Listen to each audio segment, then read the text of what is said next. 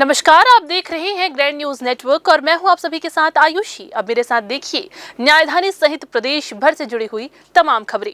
चलिए खबरों का सिलसिला शुरू करते हैं। सबसे पहली खबर, सबसे बड़ी खबर अभी आ रही है सामने बिलासपुर से। आपको बता दें, यहां प्रलोभन देकर धर्मांतरण कराने के मामले में मल्हार पुलिस ने त्वरित कार्रवाई करते हुए पास्टर राम कुमार केवट को गिरफ्तार किया है। जी हां, आपको बता दें, मामला मल्हार चौकी क्षेत्र के डबहा पारा का है, जहां प्रार्थना सभा की आड़ में ग्रामीण हिंदुओं का धर्मांतरण कराए जाने की शिकायत सामने आई थी। आरोप था कि भोजन और स्वास्थ्य सुविधा का लालच देकर 30 से 35 महिला, पुरुष और बच्चों को एकत्र करके धर्म परिवर्तन के लिए प्रेरित किया जा रहा था। इस पूरे मामले की जानकारी मिलते ही हिंदू संगठनों के लोगों ने थाने पहुंचकर लिखित शिकायत दर्ज कराई, जिसके बाद पुलिस ने मौके की जांच कर आरोपी पास्टर को हिरासत में लिया है। उल्लेखनीय है कि संवेदनशील मामले को ग्रैंड न्यूज ने सबसे पहले प्रमुखता से उजागर किया था, जिसका असर ये हुआ कि पुलिस ने तत्काल संज्ञान लेते हुए कार्रवाई की और आरोपी को गिरफ्तार कर लिया।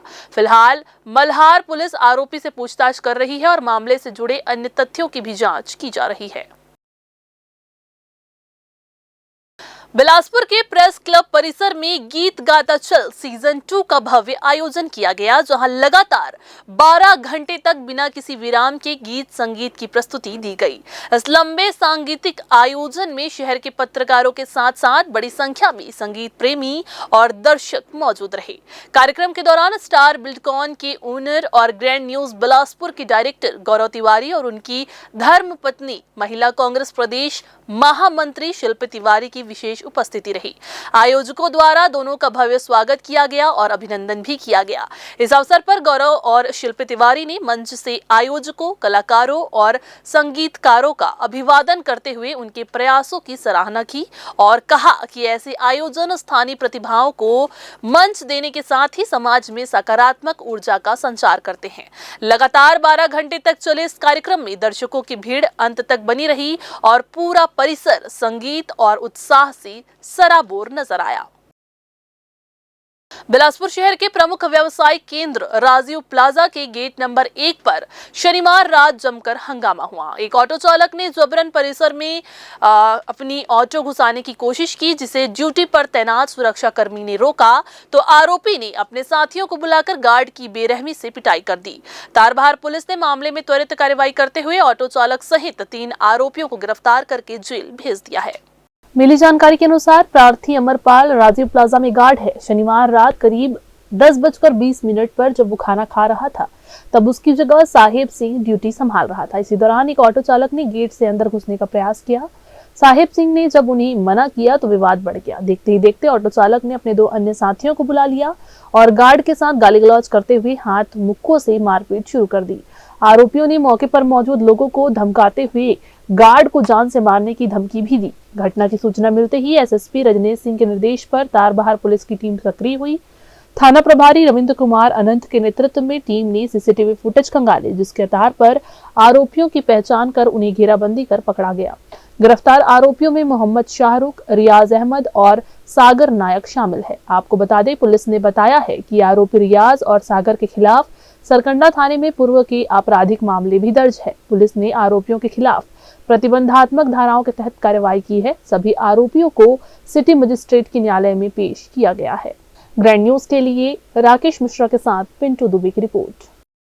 बिलासपुर स्थित सेंट्रल यूनिवर्सिटी के तात्या भील बॉयज हॉस्टल में छात्र सुरक्षा से जुड़ा गंभीर मामला सामने आया है। आपको बता दूं कि बीटेक का छात्र हर्ष अग्रवाल नाश्ता लेने हॉस्टल के किचन पहुंचा था, जहां किसी बात को लेकर उसकी रसोइये से बहस हो गई। विवाद बढ़ने पर दोनों के बीच हाथापाई हुई और आरोप है कि रसोइये ने चाकू उठाकर छात्र को दौड़ा दिया। पूरी घटना हॉस्टल परिसर में लगे सीसीटीवी कैमरे में कैद हो गई, जिसका फुटेज सामने आने के बाद छात्रों में आक्रोश फैल गया। घटना के बाद यूनिवर्सिटी की सुरक्षा व्यवस्था पर गंभीर सवाल खड़े हो गए हैं। पीड़ित छात्र समेत अन्य छात्रों ने कोनी थाने पहुंचकर लिखित शिकायत दर्ज कराई है। वहीं पुलिस पूरे मामले की जांच कर रही है। सरकार के खिलाफ सहायक शिक्षकों का बिगुल बज चुका है। अपनी वर्षों पुरानी लंबित मांगों को लेकर सहायक शिक्षक 17 जनवरी को एक दिवसीय राज्यव्यापी हड़ताल पर जा रहे हैं। आपको बता दूं कि मोदी की गारंटी के बावजूद मांगे पूरी नहीं होने से शिक्षकों में जबरदस्त आक्रोश देखने को मिल रहा है। बिलासपुर में सहायक शिक्षक एलबी संवर्ग की शिक्षकों ने बैठक कर आंदोलन की रणनीति तय की है। ये आंदोलन छत्तीसगढ़ सहायक शिक्षक समग्र शिक्षक फेडरेशन के बैनर तले किया जाएगा। शिक्षकों का कहना है कि वेतन विसंगति सालों से बनी हुई है, लेकिन सरकार इस पर कोई ठोस निर्णय नहीं ले रही है।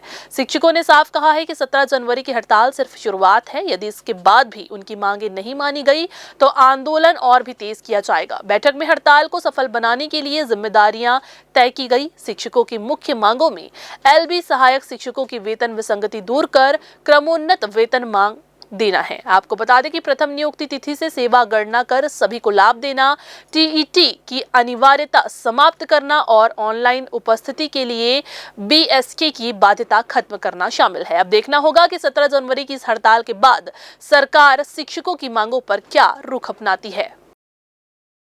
10वीं और 12वीं की प्री बोर्ड परीक्षा से ठीक पहले शिक्षकों की ट्रेनिंग कराए जाने पर अब बड़े सवाल उठने लगे हैं। जब छात्र परीक्षा की तैयारी में जुटे हैं, उसी समय शिक्षकों को स्कूलों से दूर भेजा जा रहा है।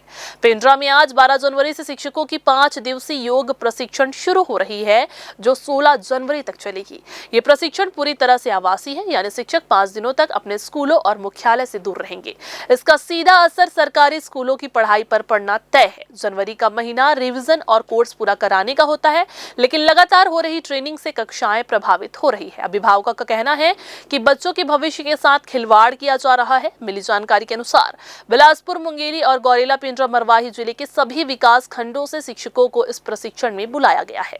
प्रत्येक विकास खंड से 7 शिक्षक, 4 पुरुष और 3 महिला को अनिवार्य रूप से इसमें शामिल होना है। आरोप है कि मार्च में समाप्त होने वाले प्रशिक्षण बजट को खर्च के लिए साल की शुरुआत में एक के बाद एक ट्रेनिंग रखी जा रही है, जबकि बच्चों की पढ़ाई की ओर कोई ध्यान नहीं दिया जा रहा है। अब सवाल ये है कि प्री बोर्ड परीक्षा के ठीक पहले पढ़ाई बाधित होने की जिम्मेदारी आखिर कौन लेगा।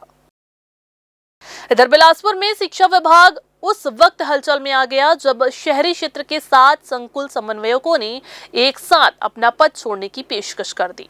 निजी, पारिवारिक और स्वास्थ्य कारणों का हवाला देते हुए इन समन्वयकों ने समग्र शिक्षा विभाग को अपना इस्तीफा सौंपा है। एक साथ 7 समन्वयकों के त्याग पत्र से विभागीय गलियारों में चर्चाएं तेज हो गई है। इस्तीफा देने वालों में मनोज सिंह, विकास साहू, योगेंद्र वर्मा, शेष मणि कुशवाहा, आशीष वर्मा, प्रभात कुमार मिश्रा और श्रीकांत भगत तो शामिल है। आपको बता दें, सभी ने लगभग एक जैसी वजह बताई है: गिरता स्वास्थ्य, पारिवारिक जिम्मेदारियां और व्यक्तिगत परेशानियां।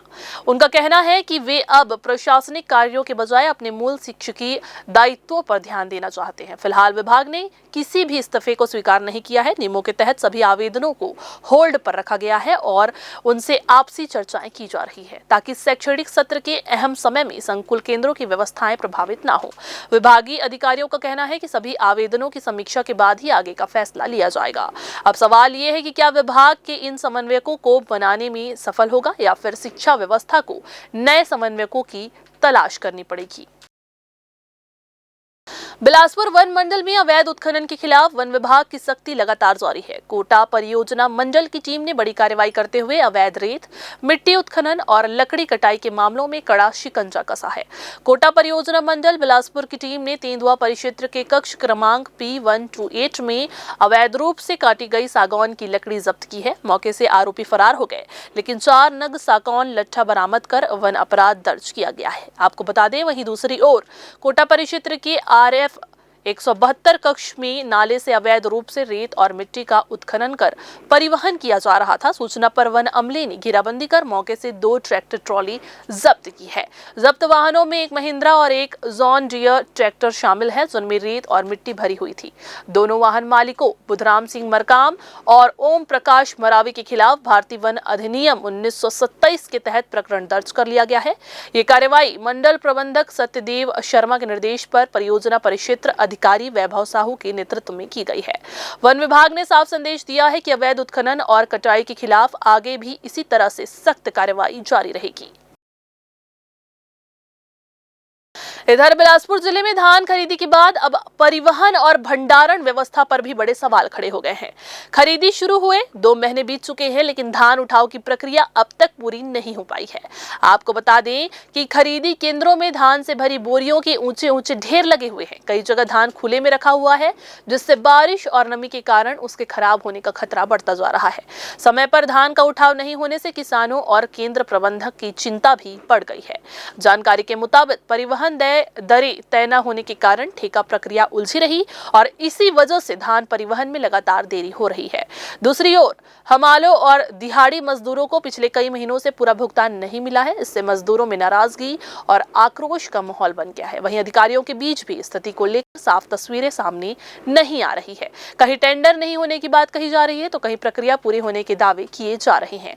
कुछ केंद्रों में धान सीधे राइस मिल भेजे जाने की चर्चा जरूर है, लेकिन इसे लेकर अब तक कोई स्पष्ट आदेश जारी नहीं हुआ है। धान खरीदी जैसे अहम प्रक्रिया में ये लापरवाही किसानों, मजदूरों और शासन तीनों के लिए भारी पड़ सकती है। अब देखना होगा कि जिम्मेदार विभाग कब तक कोई ठोस कदम उठाता है।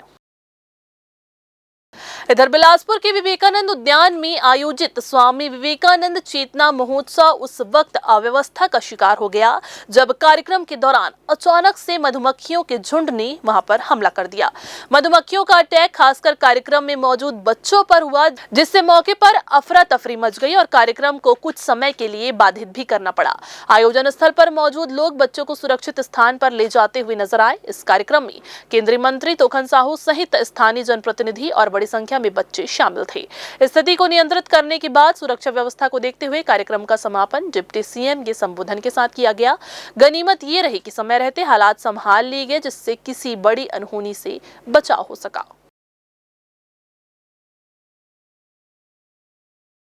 तो ये थी आज की बुलेटिन की तमाम खबरें। अगली बुलेटिन में फिर होगी आपसे मुलाकात। तब तक के लिए पूरी टीम के साथ मुझे दीजिए इजाजत। नमस्कार।